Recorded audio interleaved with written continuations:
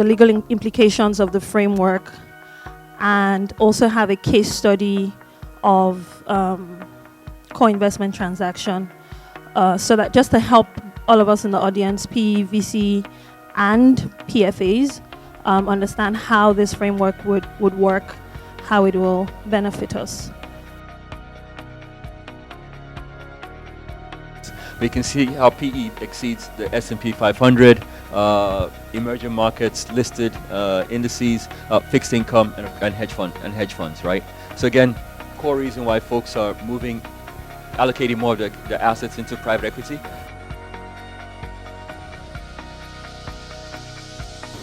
And we as FBNQuest funds, being really the anchor investor from our institution, we put our own commitment to the fund, brought along our co-investors, put their commitment into this trust vehicle, which then invested in the fund. So the fund manager only interfaces with the trust vehicle.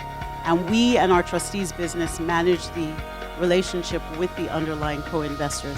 It makes it a lot easier for our co-investors.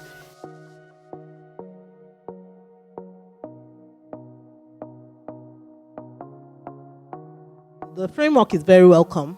It increases the ability of PFAs to diversify, take more risk, and hopefully get more rewards from the various portfolio companies that PE funds tend to invest in. And as a challenge to our hosts of the day, PenOp and PEVCA, we think that PENCOM, the framework is laudable, but that more work needs to be done. There are areas for clarification. We need to engage more with the PFAs, because if this framework doesn't lead to an increased allocation, then we need to actually find out what the hesitation is about and how that can be addressed. Part of the requirements that Uzo had mentioned was that the fund must have made an exit. I mean, we do not see exits every day in Nigeria. My question was around the governance that the PFAs would require. Do they require board seats as part of this co-investment? The second question is really on, you mentioned something about reserves for PFAs who are involved in co-investments. So not to complicate things, I think we have to wrap our head around the co-investment framework and structure.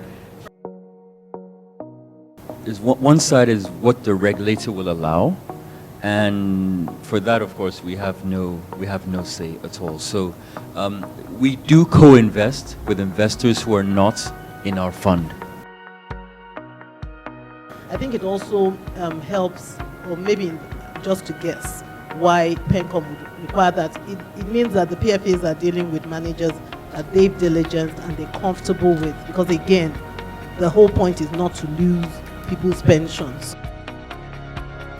Thank you, Anna, for setting that context, and thank you, PEVCA, for working with us to put this event together.